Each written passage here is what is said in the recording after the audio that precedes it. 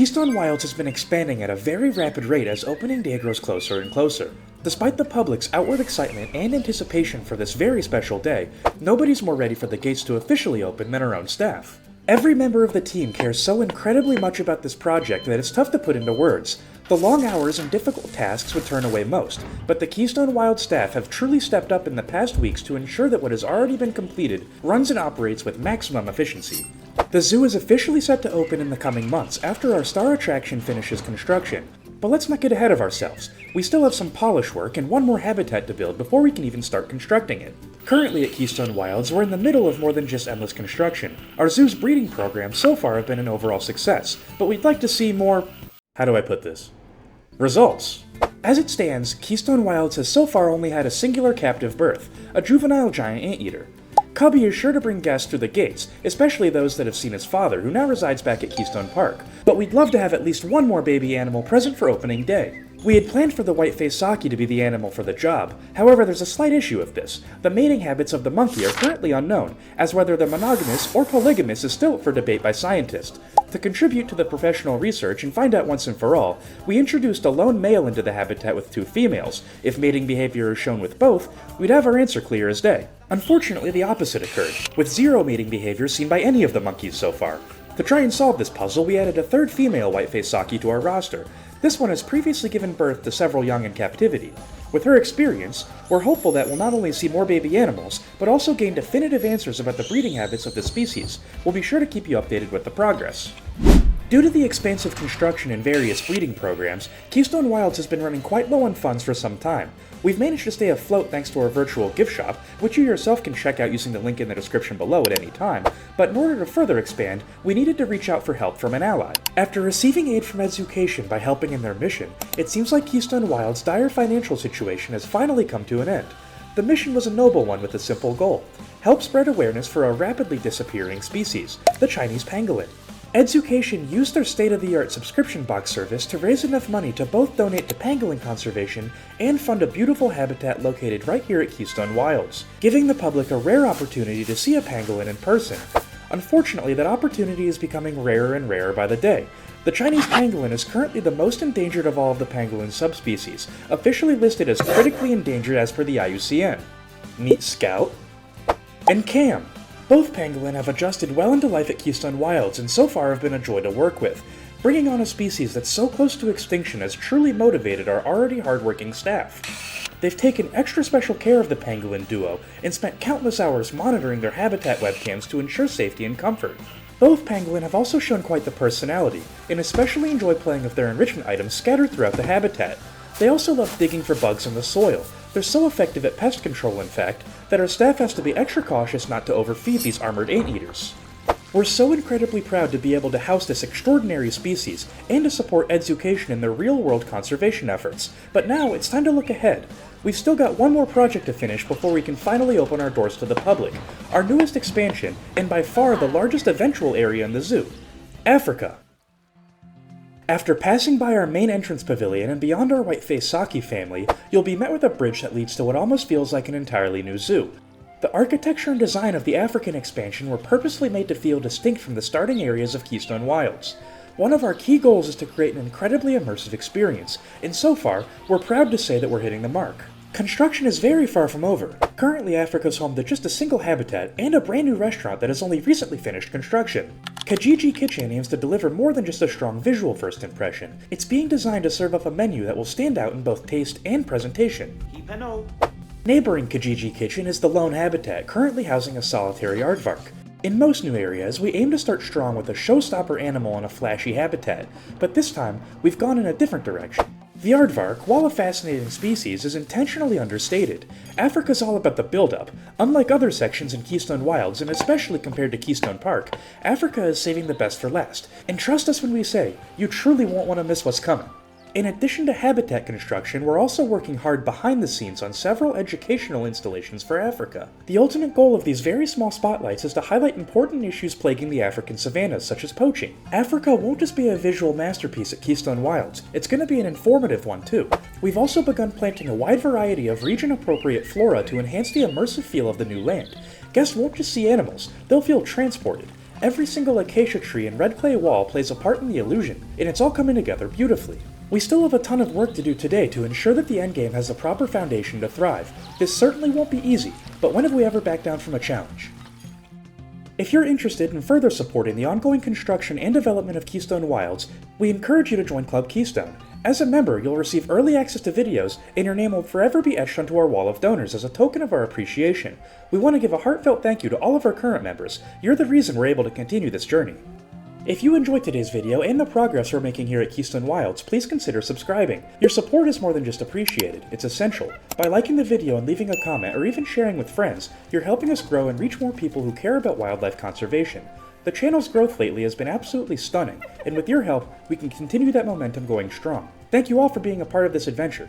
Together, we truly are making a difference. Meet the spotted hyena. With a population in the wild of 27 to 47,000, this species is of least concern according to the IUCN. They have quite the impressive range over sub-Saharan Africa, and also only need land requirements in their habitat. The other thing I'm noticing is that it doesn't appear that they climb very well based on their barrier requirements. I'm thinking with this information, a pit-style habitat is going to work the best. It looks like the spotted hyena are social animals that live in clans, dominated by a female. They're a matriarchal species. This probably explains why the female are significantly bigger than the male, which in the animal kingdom is quite rare. Despite being portrayed as cowardly scavengers in pop culture and the media, hyenas of any kind are formidable predators and exceptionally intelligent. If their learning capabilities truly can rival that of the chimpanzee, they very well may be the smartest species in all of Keystone Wilds.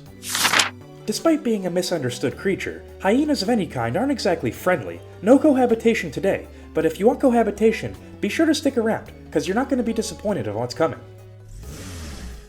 As you can tell, we have quite the large task ahead of us today, with the main objective being completely filling in the habitat that's already laid out for us on the right. To do this, we're going to be making a bridge that goes right over the habitat so the guests are going to be able to peer down at the spotted hyena. Underneath this bridge is also going to be the backstage. It's going to be entirely underground for the first time ever. Beyond the habitat on the right is an entirely different section of Keystone Wilds that we're not going to touch for some time. Let's not worry about that today. Typically the backstage is one of the last things I'll implement into a build, but in this case, since it's the focal point of all of construction, I think it makes the most sense to build it first. Word is that the trio of spotted hyena have actually arrived at Keystone Wilds' quarantine facility far ahead of schedule. We're gonna have to make this quick. With a clan of potentially hungry hyenas in our care, it's unlikely that we'll be able to receive any other species. I don't think that building the bridge is going to be difficult in the slightest. We already have the space laid out, but hiding the backstage against the water is going to be tough. The river is already dug out and filled with water, and we realistically can't change it at this point in time, so we don't have a ton of space to hide the backstage back here, especially with a keeper hut inside. As mentioned, beyond this bridge is going to be a completely different section of Keystone Wilds, so we're not going to worry about this for now. This should be just enough space for a keeper hut, but I wonder what size we should use. The large one fits surprisingly well, but it gives us very little space to work a path in here to the actual habitat. That might be a problem. The small one, by contrast, actually fits right under the path, however this is where the hyenas are actually going to be housed. There were certainly pros and cons for either model, but eventually I let the game decide for me. What the? Small one it is. After fixing that small break in reality, I was able to add all key elements to the backstage, including the habitat gate, actual keeper hut, as well as the floor. Only one side of the backstage actually opens out to the main habitat. That's one of the pros for building in this style. All we have to do now is make a very simple wall just of a couple materials to separate the backstage from the actual enclosure. Hyenas have very blunt, non-retractable claws. However, claws are still claws and can do damage to plaster, so I separated it with some painted bricks. The end goal of this backstage was to completely hide it underground, and right now it's anything but. Let's work on covering this thing up a little bit. I want to start with the roof of the backstage. We're going to be borrowing the same material we always use, but from where we are right now it looks a little bit more like the floor. Confusion aside, it's all going to be covered up by foliage in due time. We just have to make sure it doesn't burst through the ceiling of the keeper hut. A little too short at the entrance, and there's no way I'm redoing the path. Let's fix it. Surprisingly, it was actually pretty easy, only utilizing 3 pieces, 2 triangles and a square. This is looking much better already. It's going to be really easy to add some interior walls and completely finish the foundation of the backstage, but for now I think we should focus on the outside of it. On the other side of Africa, I think we did a quite outstanding job of making it as immersive as possible, even through the little details. I want to make either side of the bridge look like one continuous wall, so we're going to be reusing a lot of the same aspects. Reusing was a bit of an understatement. I don't think we used a single new piece when making this side. We just made it appear different by using different angles and sides. We're now left with an admittedly pretty ugly patch of land, but I have just the right idea of what we can put here. It may not look like it yet, but if you're unaware, Africa's gonna be, well, quite large. With our other location being quite far away, I think another vet center makes perfect sense to put here. It should be just the right amount of space. Let's get to work. We're going to be using a plaster floor to help blend everything together and eliminate these ugly holes in the path. While yes, technically this means guests won't be able to actually walk over all of this plaster, if I didn't tell you that, you probably wouldn't have noticed. I then built up a short retaining wall around the entirety of the roof of the backstage. This allowed us to get mulch really close to the veterinary office, making it appear a little bit shorter than it actually is. The reason that this is important is because it's a key location in Africa. A lot of our species are going to be treated right here, but we don't necessarily want it to take away from the surrounding exhibits. This is also exactly why the outside of the building isn't going to be overly detailed, just using the same plaster as the aardvark habitat so it fits in with the rest of the surrounding buildings. I actually do really like how it turned out. It's so simple, but it gets the job done really effectively. But at the end of the day, a veterinary center is more about what's on the inside than the outside. This should give our veterinary team ample space to work with a majority of the smaller to medium-sized animals in Africa. And the best part is, it doesn't even look out of place within the skyline of the rest of Africa. Now there's just one thing left to do: detail the entire backstage. Aside from the chain link fence that separates the spotted hyena from the rest of the backstage, admittedly there's nothing too complicated going on here. The staff area of the backstage, on the other hand, does have a lot of visual variety, but a lot of this is stuff we've used in the past. We certainly did a great job for the amount of space that we had to work with. It wasn't much at all.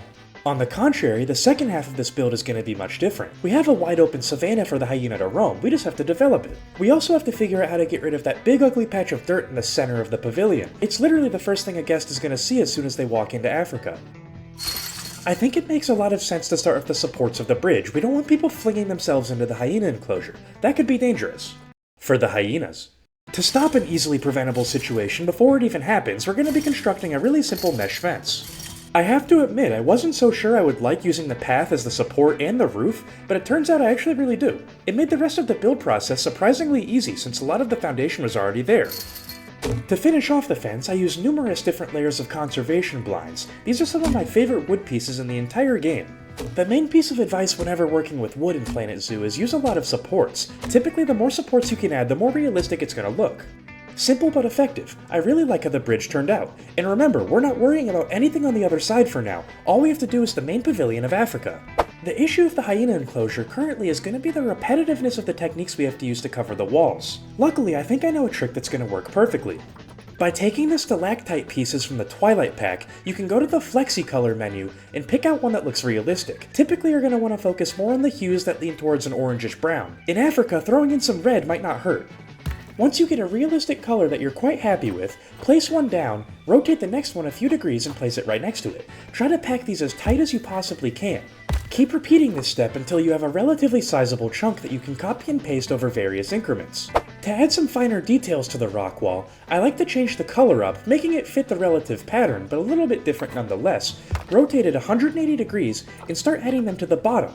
This is going to work perfectly as a base for all of the other ones that we can possibly make. From here, let's copy and paste this one over, giving us a completely blank canvas that we can detail at our leisure. The goal here is to make the two rock formations look really similar to each other, to the point where if they existed right next to each other in the habitat, it wouldn't look out of place. We also, however, need to make the texture different enough to where if they are right next to each other, they don't look the exact same and it's like we're repeating everything. In theory, you could make 100 of these and make no repeating textures whatsoever, but for our case today, 2 is going to do just fine. They certainly are going to look fine right next to each other, that was the point, but they also look different enough to where if they do exist right next to each other, it's obvious they're not the exact same piece of rock. Like I just said, 2 is the bare minimum that you can possibly use in this strategy. The more you add, the more detailed it's going to be.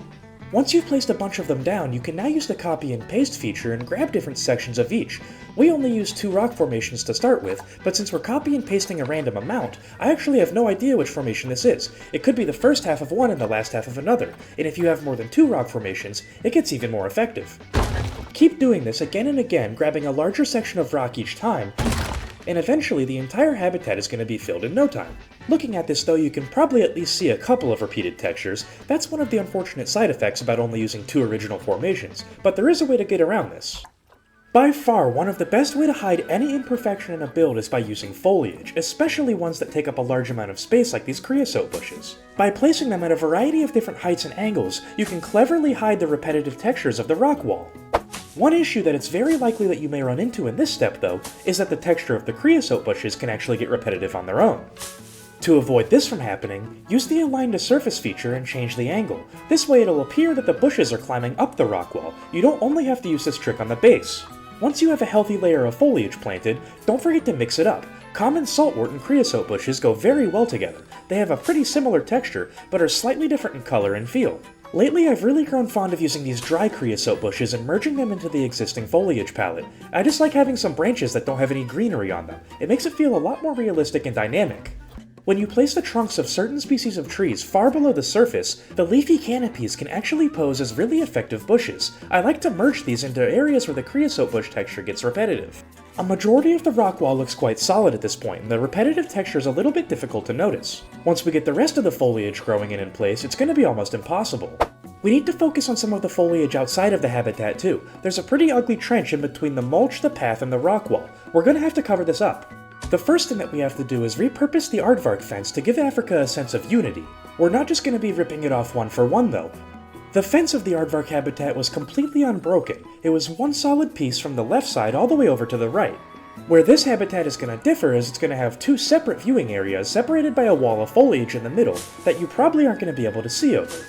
Now that pretty much the entirety of the outside of the habitat is done, I think we can finally focus all of our attention on the middle. Surprisingly, I don't think this is going to take very long. A lot of the hard work is already done, thankfully. I'll give you one guess as to what we're going to put in here first. If you guessed an African off-road vehicle, you'd be correct. I'm going to use this as the centerpiece of the exhibit, something a little bit creative that's going to make it stand out amongst the rest of Keystone Wilds. Since the Jeep must have been driving over here before it broke down, we can make the grass a little bit more dry. On the complete opposite side of the habitat, we can use the standard buffalo grass that we use in pretty much every other habitat. It's going to be a little bit more lush over here.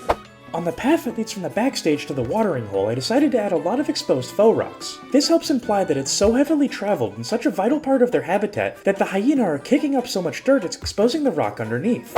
To help the habitat feel a little bit more like a savanna and a fair bit more arid, I came in with some dried din grass all over the Jeep section. It's also incredibly important to not forget to detail the underside of any riverbed. A bare body of water can stick out like a sore thumb amongst a highly detailed habitat.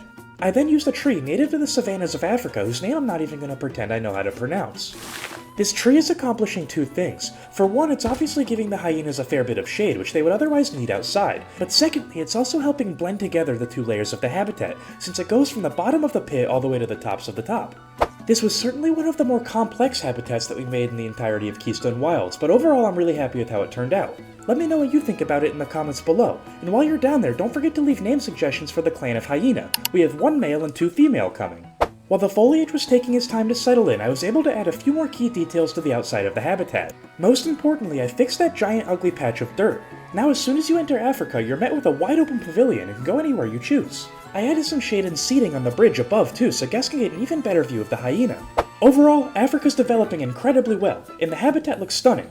I think there's only one thing missing though, but I can't quite put my finger on it.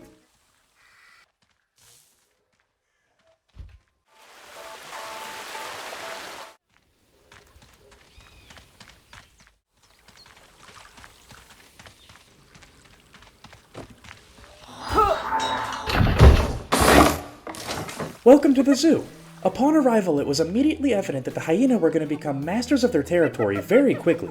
They played with and interacted with absolutely everything in their habitat in a record time, scouring every single inch of their enclosure. Though it was difficult to believe, the Zoopedia was spot on about their curiosity and as well as their intelligence. Even at night when a majority of the clan were resting, our lone male still found time to play with a box. Thankfully, a majority of the clan was still resting, which gave our head keeper ample time to prepare food for them. It was a brand new process that he wasn't quite used to. Unfortunately, while checking the habitat camera to ensure that it was safe to feed the clan, something very unexpected happened. A vicious fight for dominance broke out amongst our 2 female. This situation was far too dangerous for our head keeper to intervene alone. He radioed our head vet for backup. Unfortunately, the pair were unable to stop the fight for some time, leaving one of the hyenas fairly injured. Thankfully, she's in excellent care, but we don't yet know the severity of the injuries, so we can't give an update.